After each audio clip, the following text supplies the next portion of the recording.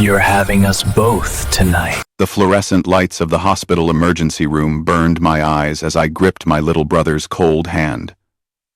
12-year-old Marcus lay on the gurney, his brown skin ashen, his lips turning blue. The doctors said poison. They said there was no antidote. They said I should say goodbye. I refused to believe it. That's when they walked in. Two men, identical in every way except for the coldness in their eyes. Both tall, both devastatingly handsome with sharp Korean features and black suits that screamed money and danger. The one on the left had a scar running through his eyebrow. The one on the right wore a silver ring on his thumb. They didn't ask permission. They simply entered, and the doctors scattered like roaches when the lights come on. The scarred one. He pulled out a small vial from his jacket pocket. Clear liquid that caught the light. "We have the antidote," he said, his accent thick, but his English perfect. I stood up so fast my chair clattered backward. "Give it to him. Please. I'll do anything." The other one. The one with the ring.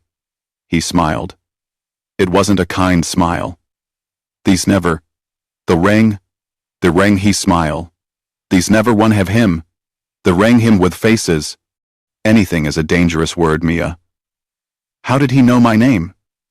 "Your stepfather sends his regards." The scarred one continued. "He's the one who poisoned the boy. Needed to make sure you'd cooperate." The world tilted. Robert. That bastard Robert poisoned Marcus. Cooperate with what? My voice came out as a whisper. They moved closer, flanking me on both sides. I could smell expensive cologne and something darker. Gunpowder, maybe. Blood. The one with the ring leaned down, his lips almost touching my ear. "Tonight? You belong to the both of us." I jerked back. "What?" "Marriage," the scarred one said flatly. "You marry us. Your brother lives. You refuse. He dies in the next 10 minutes. Choose. You're insane.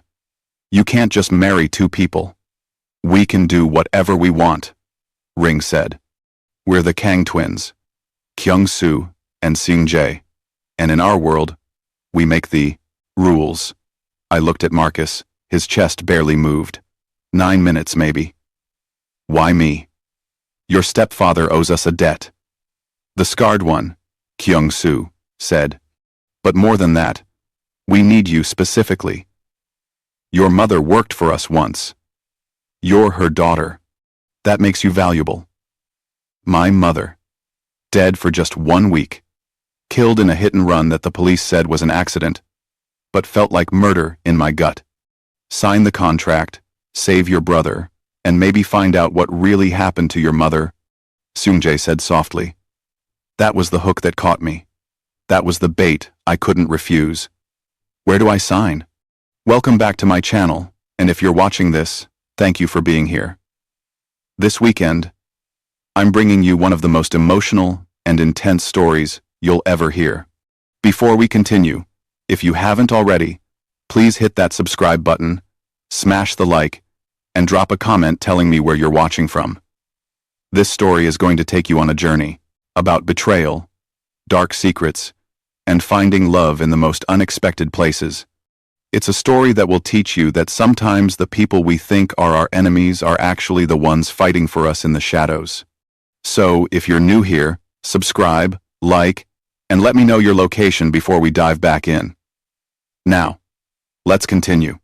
1 week earlier, I had been a completely different person.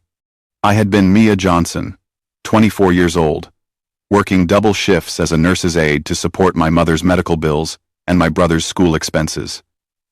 I had been tired, but hopeful. Broke but happy. Normal. Then everything shattered. It was a Tuesday when the hospital called. "Your mother's been in an accident. Come quickly." I ran 6 blocks because I couldn't afford the cab. By the time I arrived, she was already gone. "Hit and run," the police said. Driver fled the scene. No witnesses. No cameras. Just my mother's broken body and a million questions nobody could answer. The funeral was small. We didn't have money for anything grand. Just me, Marcus, Robert, and a handful of neighbors who barely knew her. That's when I first saw them. Two men standing under an oak tree about 50 feet away. Too far to see clearly, but close enough to know they were watching. Identical. Intense. They didn't approach. They just watched. Then they left. I thought I'd imagined them. At home, after the funeral, Robert sat at the kitchen table with a bottle of whiskey and a stack of bills. "Your mother had life insurance," he said. $50,000. For one moment, I felt relief. We could pay off the medical debt. I could put Marcus through school. We could survive. "I already spent it," Robert continued. The relief turned to ice. "What?" "Gambling debt. Had to pay it off or they'd kill me." "You spent my mother's life insurance on gambling?" I couldn't breathe. That money was for Marcus. For his future. Robert wouldn't meet my eyes. I had no choice. "There's always a choice, you selfish bastard." He stood up then, and I saw something in his face I'd never seen before. Fear. Deep, bone-chilling fear.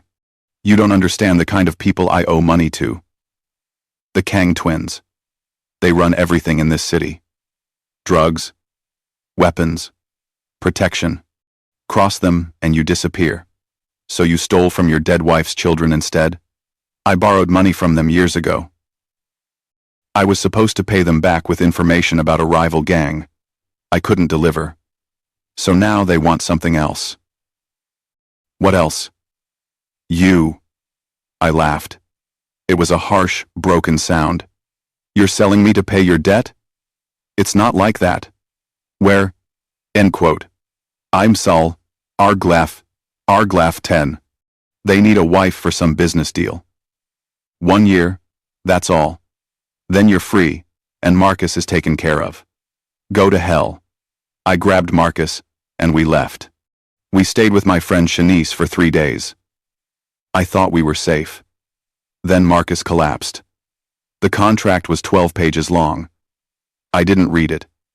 I just signed every line they pointed to while Marcus struggled to breathe on the hospital bed. Kyung-soo administered the antidote himself. Within 2 minutes, Marcus's color returned. Within 5, he was breathing normally. Within 10, he was asleep.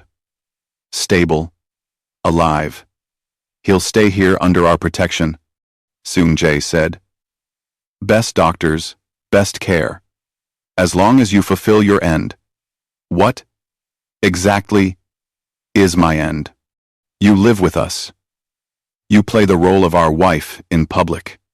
You produce an heir within 1 year. My stomach dropped. Excuse me? It's in the contract, Kyung-soo said coldly. Page 7. Clause 13. You expect me to sleep with both of you? We expect you to fulfill your obligations, Kyung-soo replied. How you interpret that is up to you. But the contract is clear. 1 year. 1 child. Then you're free. Why? Why would you need this? Seung-jae glanced at his brother, then back at me. Our grandmother left us a substantial trust fund. Hundreds of millions. But there were conditions. We must be married to a woman of good character, and we must produce an heir. Only then do we get access to the money. It must be a legitimate marriage. A pure bride. Someone with no criminal record. No scandal. Someone like you. There are thousands of women like me, but only one daughter of Helen Carter. My mother's maiden name. They said it like it meant something. What did my mother have to do with this? Kyung-soo's jaw tightened. Seung-jae looked away. That's not part of this conversation, Kyung-soo finally said. Get in the car. We're leaving. I want to stay with Marcus. He's sedated. He'll sleep until morning. You can visit tomorrow. Kyung-soo grabbed my arm. Not rough, but firm. Unyielding. I looked back at my baby brother one more time, then let them lead me away. The compound was massive. 20-foot walls, armed guards, cameras, everywhere. The house itself looked like something from a magazine, all modern architecture and expensive materials. My room was on the 3rd floor. Huge bed, private bathroom, walk-in closet, full of clothes in exactly my size. It was beautiful. It was also locked from the outside. I discovered that, when I tried to leave around midnight, the door wouldn't budge. I pounded on it, screamed, kicked it until my foot hurt. No one came. I spent that first night crying on the floor, wondering what kind of hell I'd walked into. Morning came with a knock. The door opened, and a woman in her 50s entered with a breakfast tray. "Good morning, Mrs. Kang. I'm Helen, the housekeeper. I'm not Mrs. Kang. The masters say you are." She set the tray down. "Eat. You'll need your strength." "Why is my door locked?" "Why? For your protection," Helen said. But her eyes said something different. They said prisoner. After she left, I searched the room. The windows didn't open. The bathroom had no windows at all. There was a phone, but it was disabled. No internet connection on it. I was trapped. Around noon, Kyung-soo entered without knocking. "Come," he said. "Time for you to understand the rules." He led me through the house. Every room was impressive and cold. No personal touches, no warmth, just money and power on display. We ended up in the basement. My blood turned cold when I saw what was down there. A room with chains on the walls, bloodstains on the concrete floor, tools I didn't want to identify hanging from hooks. "This is where we bring people who break our rules," Kyung-soo said casually. "People who steal from us, people who betray us, people who try to escape." I couldn't speak. "You're thinking of running," he continued. "Everyone does at first. So I want you to understand what happens if you try. Your brother dies. Your stepfather dies. And you end up here. Do we have an understanding?" I forced myself to look at him. To not show fear, even though terror was eating me alive. "I understand that you're a monster," he smiled. "Good. Honesty is refreshing. Most people just tell me what I want to hear. I'm not most people. No," he said, studying me with those dark eyes. "You're not. That's why we chose you." We went back upstairs, where Seung-jae was waiting in the living room. He looked at his brother with disapproval. "Did you really take her to the basement on her first day?" "She needed to understand. She needs to trust us, not fear us. Fear is more reliable than trust." They argued like I wasn't even there. I used the opportunity to study them both. Identical faces but completely different energy. Kyung-soo was all sharp edges and violence. Seung-jae was smoother, more controlled, dangerous in a different way. "Can I see my brother?" I interrupted. They both turned to me. "After lunch," Seung-jae said. "We'll take you." The meal was awkward. We sat at a table that could seat 20. They ate in silence. I pushed food around my plate. Seung-jae said, "You're too thin." "I'm not hungry." "It wasn't a suggestion," Kyung-soo added. I put my fork down. "If you want me to play this role, you need to stop treating me like a prisoner." "You are a prisoner," Kyung-soo stated. "Then I'm a prisoner who won't eat, won't sleep, won't cooperate. I'll make this so difficult for you that you'll regret ever bringing me here." Seung-jae laughed. "She's got fire. I like that." Kyung-soo didn't look amused. "Fire gets people burned, or it keeps them warm," I shot back. He stared at me for a long moment. Then, surprisingly, he nodded. "Fine. Some freedom. But you're never alone outside this house. You're never unsupervised. And if you try anything stupid, The consequences won't just fall on you. It was the best I was going to get. They kept their word and took me to see Marcus that afternoon. He was awake, eating ice cream, looking healthier than he had in months. Mia asked. He hugged me tight. The doctors said you saved me, that you got me the medicine. I held him and tried not to cry. Of course I did. You're my whole world. Who are they? Marcus whispered, looking at the twins who waited by the door. Friends. I lied. They're helping us. They have the same car. My heart stopped. What car? The one from the day Mom died, black with silver wheels. I saw it parked near where the accident happened. I looked at the twins. They were talking to a doctor, not paying attention to us, or pretending not to. Are you sure, Marcus? Yeah. I thought it was cool. That's why I remembered. There aren't many cars like that. After the visit, I confronted them in the car. We were barely out of the hospital parking lot when I spoke. Were you there when my mother died? Seung-jae's hands tightened on the steering wheel. Kyung-soo, sitting beside me in the back, went very still. Who told you that? Kyung-soo asked. Answer the question. Was your car at the scene of my mother's accident? Yes, Seung-jae said quietly. The admission felt like a punch to the gut. Did you kill her? No, Kyung-soo said firmly. But we were there. We tried to stop it. Stop what? What happened to my mother? That's complicated, Seung-jae began. Uncomplicated. They looked at each other. Some silent communication passed between them. Your mother worked for our organization 5 years ago, Seung-jae finally said. She was an accountant. She saw things she shouldn't have seen.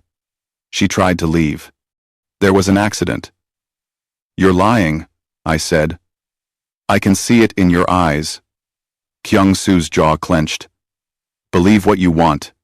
The truth is complicated, and you're not ready to hear it. Try me. No, Kyung-soo said with finality. Not yet. Maybe not ever. Focus on your brother. On fulfilling your contract. Leave the past buried. But I couldn't. I wouldn't. If they were involved in my mother's death, I would find out, and I would make them pay. The next few weeks were a strange routine. I had more freedom, but always with supervision. Helen, the housekeeper, barely left my side. I could visit Marcus 3 times a week. I could walk the grounds. I could read, watch television, exist. But I was still a prisoner. Kyung-soo began training me in self-defense. That was unexpected. If you're going to be associated with us, you need to protect yourself, he explained the first day in their private gym.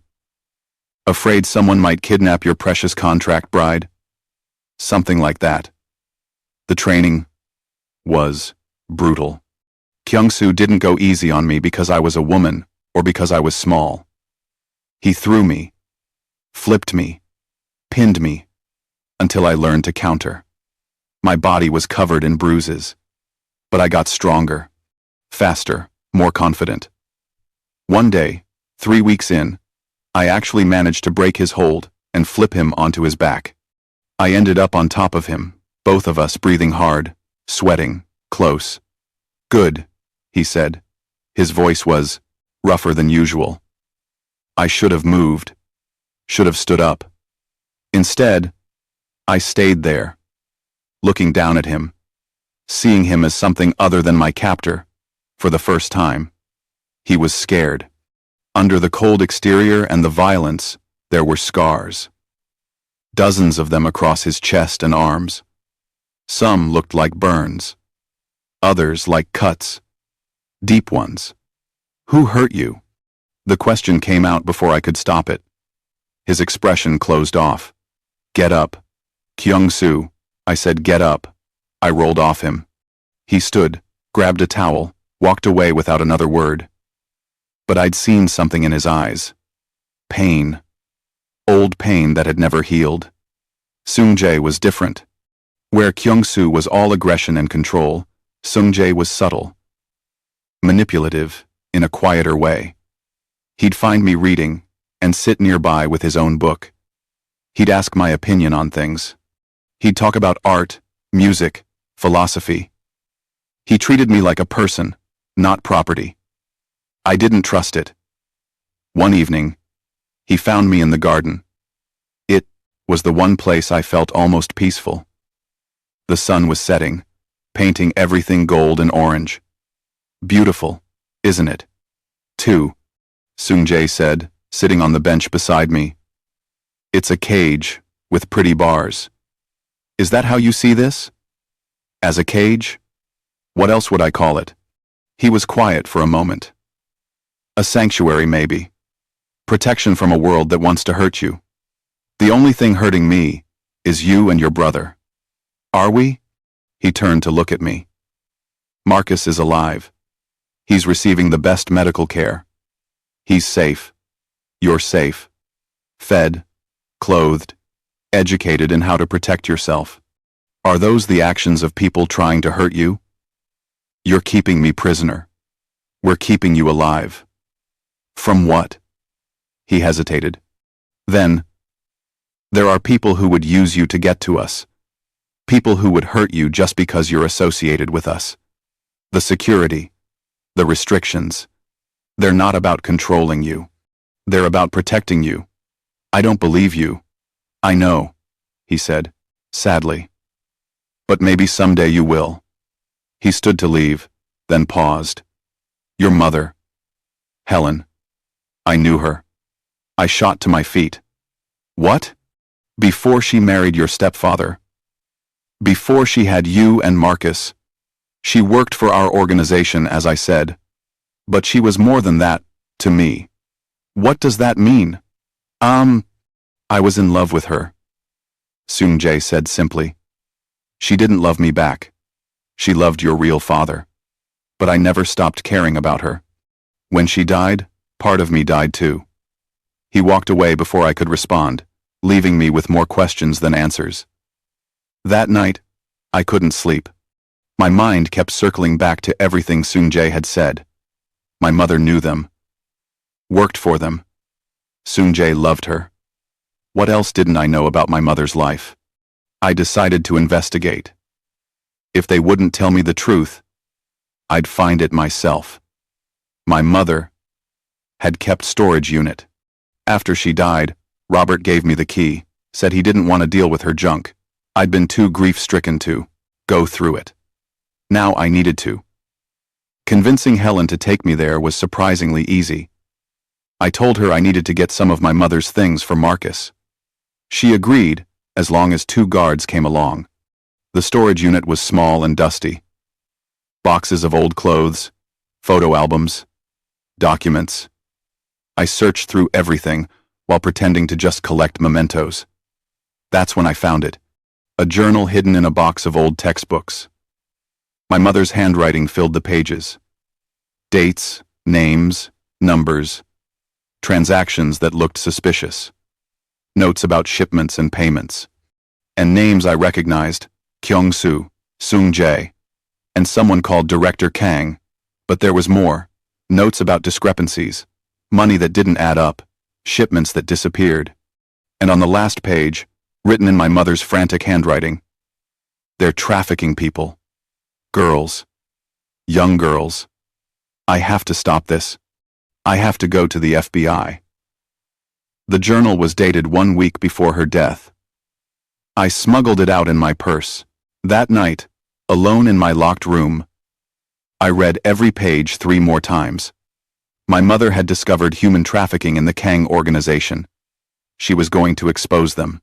Then she died in a convenient hit and run. The twins said they tried to stop it. But what if they caused it? What if they killed her to keep their secret safe? I had to know the truth. And I had to be smart about it. 2 days later, Seung-jae announced there would be a gathering at the house. Other members of the organization. Business associates. Dangerous people. You'll be there as our wife? Kyung-soo said.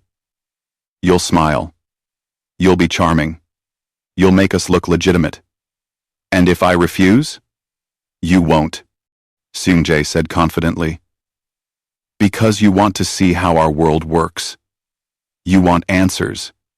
This is your chance to observe. He was right, and I hated that he could read me so easily. The night of the gathering, they gave me a dress. Black, expensive, elegant. It fit perfectly. Helen did my hair and makeup. When I looked in the mirror, I barely recognized myself. I looked like I belonged in their world. That terrified me. The gathering was exactly what I expected. Men in expensive suits discussing money and power in coded language. Women who looked like arm candy but had calculating eyes. Everyone dangerous. Everyone playing a role. I played mine. I smiled at Kyung-soo's side. I made small talk. I laughed at terrible jokes. And I listened. In the corner, two men were talking quietly. I drifted closer, pretending to admire a painting. The director's getting sloppy, one said. That accountant should have been handled quietly. Instead, it turned into a whole mess. At least the twins cleaned it up, though I heard Seung-jae wanted to let her go. Too soft, that one. Kyung-soo's the smart one. He knew she had to die. My blood turned to ice. They were talking about my mother. They had to be. I moved away before they noticed me. Found a bathroom. Locked myself inside. And tried not to scream. Kyung-soo knew my mother had to die. Kyung-soo killed her. Or ordered it. Same thing. And I was living with him. Married to him. I wanted to vomit. When I came out, Seung-jae was waiting in the hallway. Are you all right? You look pale. I'm fine. Just needed air. He studied me with those two knowing eyes. What did you hear? Nothing. Mia, don't lie to me. Why? You've been lying to me since the day we met. You killed my mother. The words hung between us. Seung-jae's face went white. It's not what you think. Then tell me what it is. Tell me the truth for once in your life. He grabbed my arm, pulled me into an empty room, closed the door. We tried to save her, Kreese. We tried to save her, and, he said urgently. Your mother came to us. She told us about the trafficking, about our uncle running it under our father's protection. She begged us to help her stop it. And we were gathering evidence. We were going to take it to the authorities ourselves. But our uncle found out. He ordered the hit. By the time we got there, it was too late. Why should I believe you? Because I loved her, Seung-jae said, his voice breaking. Because I've spent the last year trying to gather enough evidence to destroy my uncle and everyone involved in that trafficking ring. Because I married you to keep you safe from the same fate. That doesn't make sense. How does marrying me keep me safe? You're Helen Carter's daughter.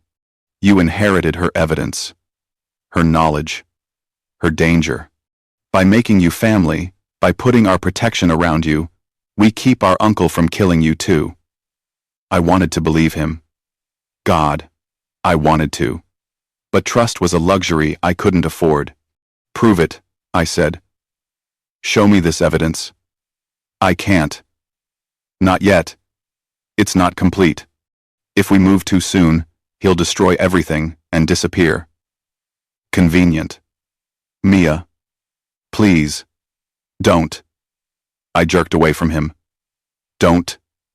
Touch me. Don't talk to me. I need to think. I left him there and returned to the party. For the rest of the night, I played my role perfectly while my mind raced.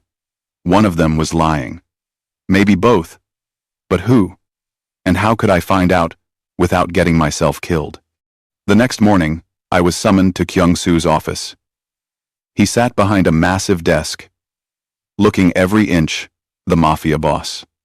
Seung-jae told me about your conversation last night, Of course he did. He's telling you the truth. Is he? Or are you both just trying to keep me compliant? I worg. Kyung-soo stood, came around the desk. He moved into my space, towering over me. If we wanted you compliant, there are easier ways than elaborate lies. We could threaten Marcus. We could hurt you. We could break you. But we haven't. Ask yourself why. Because you need me intact for your grandmother's trust fund. We need you alive. That's all. The trust fund is secondary. I don't believe you. His hand shot out, grabbed my wrist. Not hard enough to hurt, but firm enough to stop me from leaving. Your mother's journal. You have it, don't you? You found it in her storage unit. My heart stopped. Number 4. Mistake. My heart stopped. How did you know? We've had her storage unit under surveillance since she died. We knew you'd go there eventually. We let you take the journal. We wanted you to see the truth in her own words. Then you know what she wrote. About the trafficking. About going to the FBI. Yes. And you should also notice what she didn't write. Our names in connection with the trafficking. Because we weren't involved. Our uncle was. Our father was. We were trying to help her stop it. Prove it, I challenged.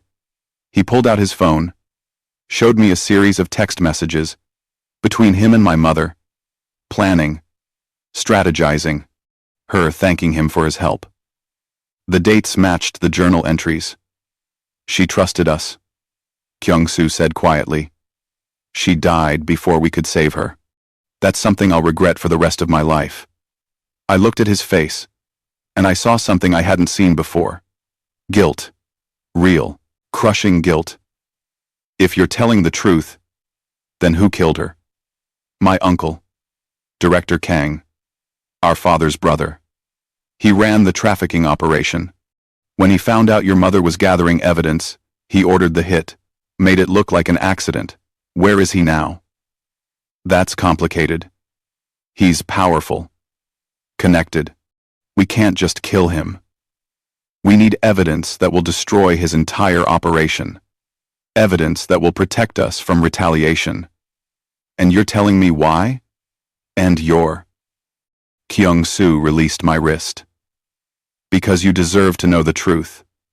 Because I'm tired of you looking at me like I'm a monster. And because we need your help.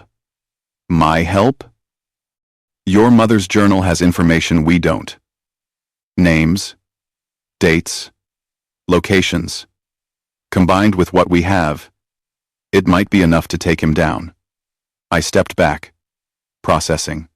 You want me to help you destroy your uncle. I want you to help us get justice for your mother. What happens after? When he's gone, you're free. The contract is void. You and Marcus can go live your lives in peace. We'll make sure you're protected, financially secure. You'll never have to see us again. That should have made me happy. Instead, it felt wrong, like something was twisting in my chest. I need time to think. Take all the time you need, Kyung-soo said. But Mia, whether you believe it or not, we're on your side.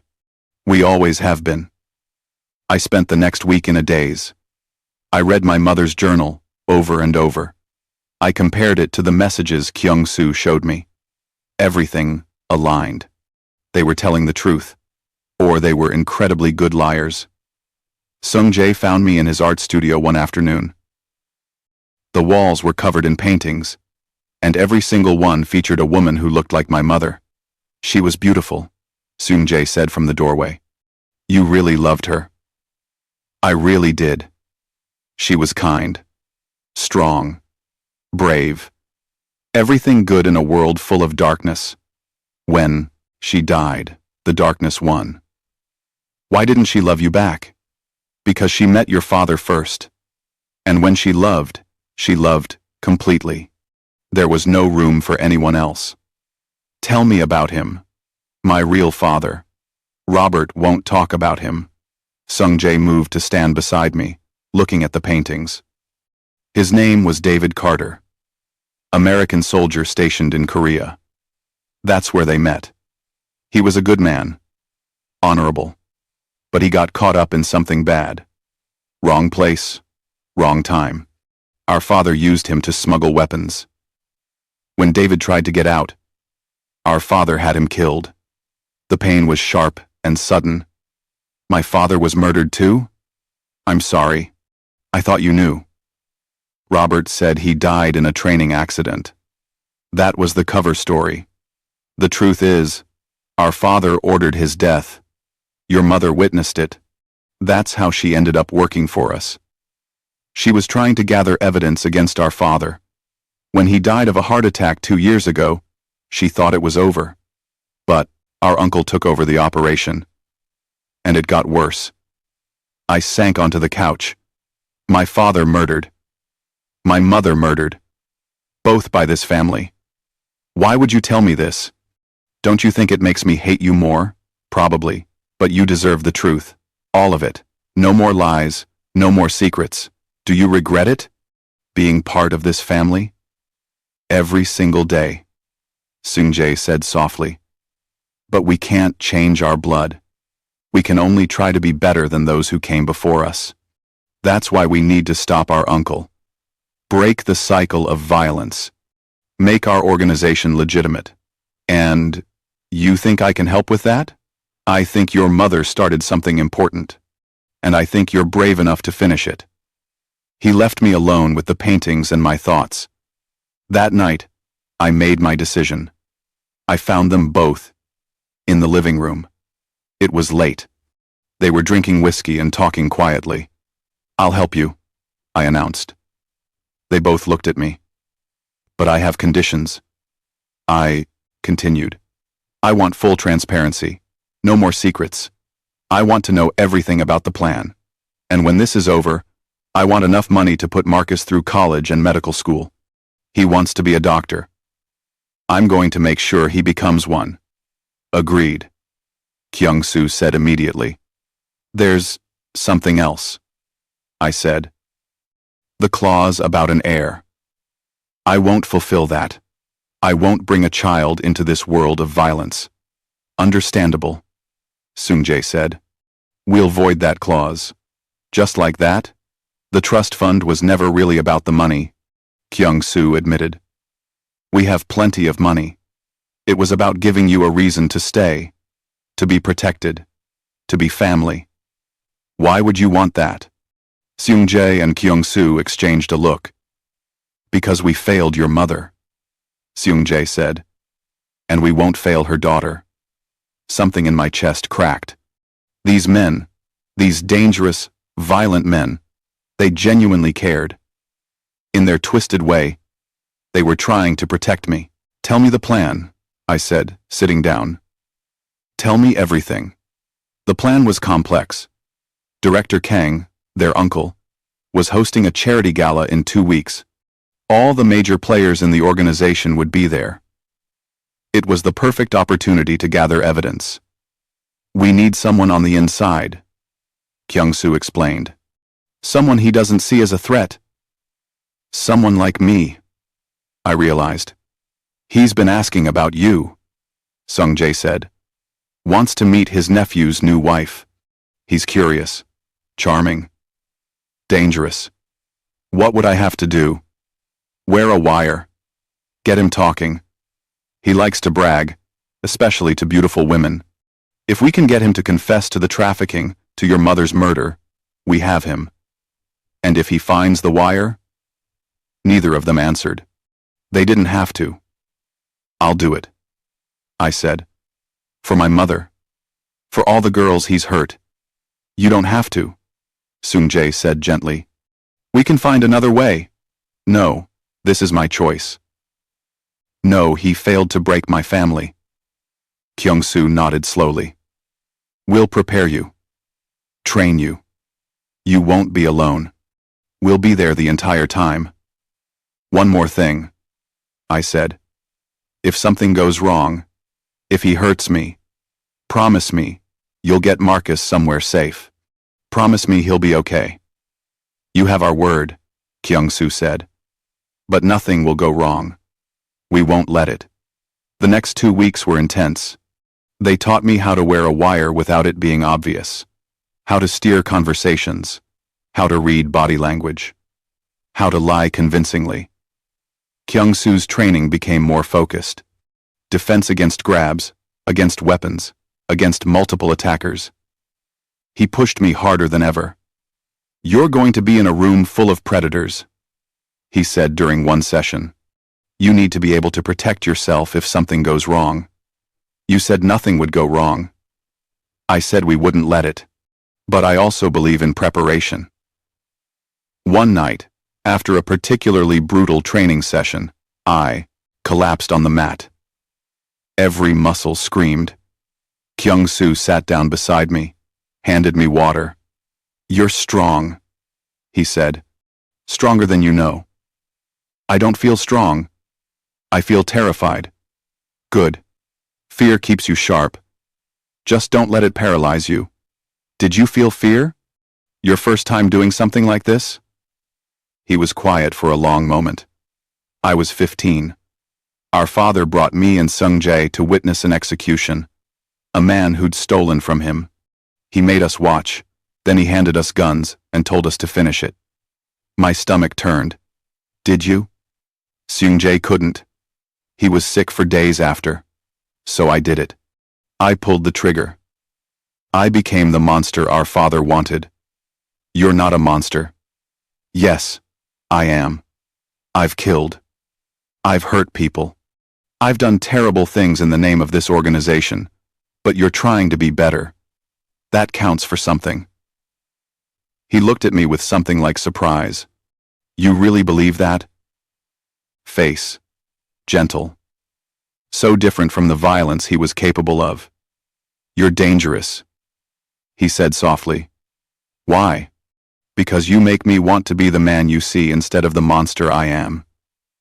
The moment hung between us, charged and fragile. Then he stood, offered me his hand. Come on. One more round. Seung-jae's preparation was different. He taught me about the organization's history, the key players, the alliances and rivalries. He showed me photographs, made me memorize faces and names, but he also showed me something else. A room I hadn't seen before, filled with evidence, files, photos, recordings, years of work. This is everything we have on our uncle, he said. Evidence of trafficking, money laundering, murder, but it's not enough. We need his confession. We need him to tie it all together. Why hasn't anyone stopped him before now? Because he's careful. Because he has powerful friends. Because people who try to stop him end up dead. Like my mother. Like your mother, Seung-jae agreed quietly. She was brave. Braver than anyone I've ever known. She knew the risks, and she tried anyway. Do you think she'd be proud of me?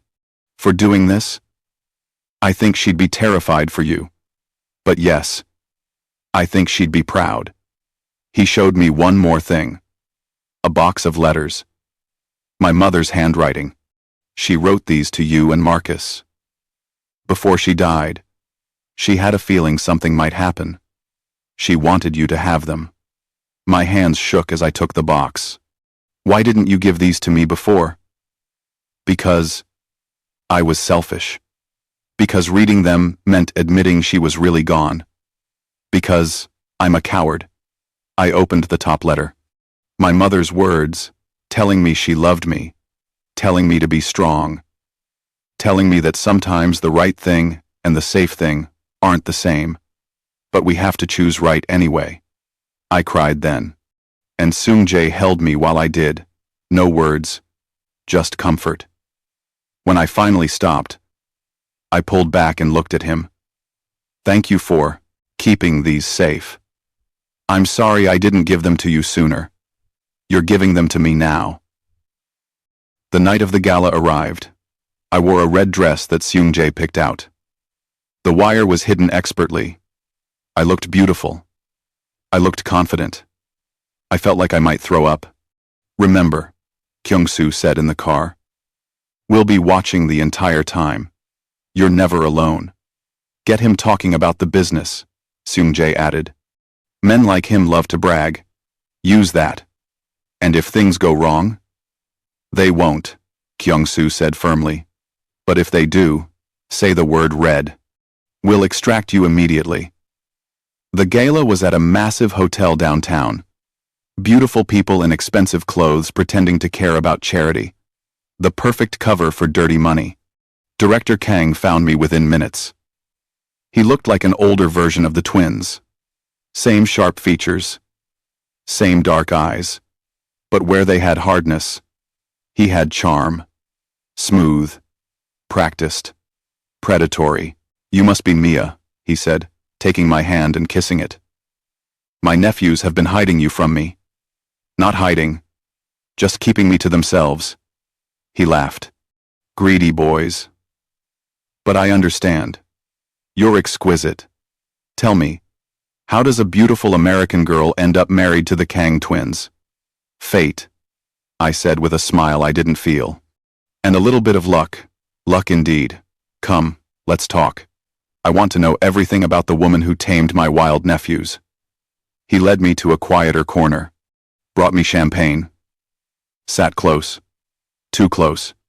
They're not so wild, I said. Just misunderstood. Is that what they tell you? Misunderstood? He laughed again. They're their father's sons.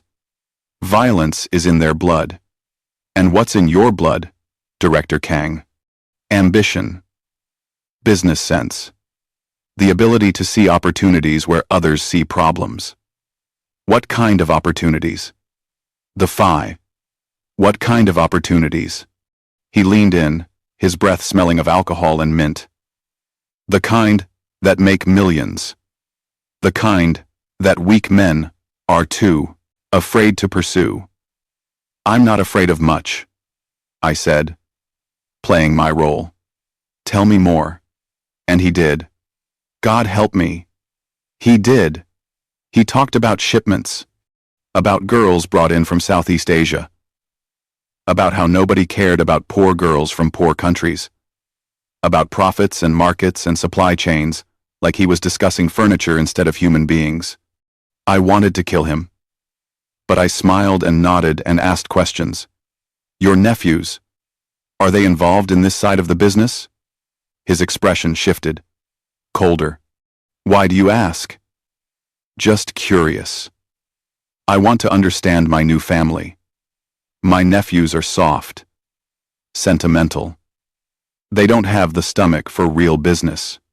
That's why I run things. Is that why you had to handle that accountant problem yourself? The one from a few years ago? The temperature dropped. His hand clamped on my wrist. Why? Thank you for watching. And they see in 46. How do you know about that? I hear things. I'm a good listener. What else have you heard? That she was going to the FBI.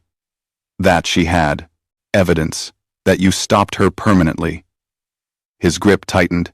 Pain shot up my arm. Who told you this? Nobody told me. I figured it out. That accountant was my mother, Helen Carter. Recognition flashed in his eyes. Then rage. You're Helen's daughter. The boys married Helen's daughter. He stood, yanking me up with him. Clever. Very clever. Did they think you'd be safe as their wife? Did they think I wouldn't touch you? Let go of me. No. I don't think I will. I think you're going to come with me. We're going to have a much longer conversation about what you know and who you've told. Red. I said clearly. Red. Red. Red. He backhanded me. My head snapped to the side. I tasted blood. Your wire isn't working, little girl. I've had jammers installed all over this room. Nobody's coming to save you. He started dragging me toward a side exit. I fought, but he was strong. People watched. Nobody helped. Then, Kyung-soo appeared. He moved like violence personified. One punch, and Director Kang released me. Another, and the older man was on the ground. Seung-jae grabbed me, pulled me behind him. You okay? He knows. About the wire. About everything. It's okay. We got what we needed. Director Kang stood, blood on his face, fury in his eyes. He pulled a gun. Everything slowed down. He aimed at me. Kyung-soo moved. The gun fired. Kyung-soo went down. I screamed. Seung-jae charged forward, tackled his uncle. They fought. The gun skittered across the floor. I ran to Kyung-soo. Blood. So much blood. He'd been shot in the chest. Stay with me. I begged. Please, stay with me. Protected you, he gasped. Finally protected someone. Don't you dare die. Don't you dare. Security swarmed in. Police. Someone pulled me away from Kyung-soo. I fought them. That's my husband. That's my husband. Let me go. Paramedics took over. They worked on him while I watched, helpless and terrified. Seung-jae appeared, breathing hard. His uncle in, handcuffs behind him. He'll be okay, Seung-jae said, but his voice shook. He has to be okay. The hospital waiting room became my entire world. Hours passed. Then more hours. Seung-jae sat beside me, holding my hand. Neither of us spoke. What was there to say? Marcus arrived. Helen brought him. He hugged me and didn't ask questions. Finally, a doctor emerged. He's stable. The bullet missed his heart by inches. He'll need surgery, but he's going to survive. I collapsed, just folded in on myself. Seung-jae caught me. He's okay, I sobbed. He's okay. Yeah, Seung-jae's voice was thick. He is. They let me see him briefly. He was unconscious, pale, hooked up to machines, but alive. I took his hand. You saved me. You actually saved me. You impossible man. Over the next 3 days, everything else unraveled. The wire had worked until we entered that room, but they'd gotten enough. Combined with the evidence they'd already gathered, and Director Kang's attack on me, witnessed by dozens of people, it was over. The trafficking ring was exposed. Director Kang was arrested. Others in the organization went down with him. The twins' organization was damaged, but survived. They'd cooperated with authorities, made deals, started the process of going legitimate, and I stayed at Kyung-soo's bedside through all of it. He woke up on day 4. You're still here, he said, voice rough. Where else would I be? Free. The contract's void. Your mother's killer is in jail. You can go. What if I don't want to go? He stared at me. What? What if I want to stay? What if somewhere along the way, I started caring about you and your brother? What if I want to see what happens next? Mia, you don't owe us anything. I know. But maybe I'm not staying because I owe you. Maybe I'm staying because I choose to. Why would you choose this? Choose us? Because you're not the monsters you think you are. Because you tried to save my mother. Because you protected me even when it cost you everything. Because you make me feel strong and safe and wanted. Because I love you. The words hung in the air. True and terrifying. You can't love me, Kyung-soo said. You can't love either of us. Too late. Seung-jae appeared in the doorway. She's right. You know, it is too late. For all of us. He came to the other side of the bed, took my other hand. I love you too, he said simply. I tried not to. Tried to keep it professional. But somewhere between teaching you our family's dark history and watching you risk everything for justice, I fell. Completely. This is insane, Kyung-soo said. But he was looking at me with something like hope. Probably, I agreed. But my mother taught me that the right thing and the safe thing aren't always the same. This isn't safe. But it feels right. What about Marcus? Kyung-soo asked. What about your normal life? Marcus is safe. Happier than I've ever seen him. And normal is overrated. I'd rather have extraordinary, even if it's complicated. Kyung-soo pulled me closer with his good arm, kissed me. Soft and careful and full of promise. When we broke apart, Seung-jae was smiling. The media is going to have a field day. Let them. We've survived worse. 3 months later, I stood in front of my mother's grave. Fresh flowers in my hands. The twins on either side of me. Kyung-soo had recovered fully. The scar on his chest was just one more in his collection. But he smiled more now. Laughed occasionally. Let himself be human. Seung-jae had taken over running the legitimate side of their business. Art galleries, real estate, investments, using his brain for good instead of survival. And me? I'd become something I never expected. A partner. An equal. Part of their empire and their lives in every way. I did it, Mom, I said to the gravestone. I finished what you started. Director Kang is going to prison for the rest of his life. The trafficking ring is destroyed. Those girls, they're safe now. She'd be proud of you, Seung-jae said softly. She'd probably be horrified that I married into the family that got her killed. She'd understand, Kyung-soo said. She knew that people are more than their worst moments. That's why she tried to help us in the first place. I placed the flowers on her grave. I miss you every day. But I'm okay. Better than okay. I found love in the darkest place. I found family. I found myself. Marcus ran up. 11 years old now, and full of energy. Can we go? I have practice in an hour. Yeah, we can go. As we walked back to the car, Marcus between Kyung-soo and me, Seung-jae walking beside us, I realized something. This wasn't the life I'd planned. It wasn't safe or normal or conventional. But it was mine. And it was real. And it was filled with people who loved me, and who I loved in return. My mother once wrote in her letter that love finds us in unexpected places. That sometimes our greatest blessings come wrapped in the strangest packages. She was right. Tonight, I didn't belong to both of them because I was forced to. I belonged to both of them because I chose to. Because they chose me. Because somehow, against all odds, we'd built something beautiful out of tragedy. And that was enough. That was everything.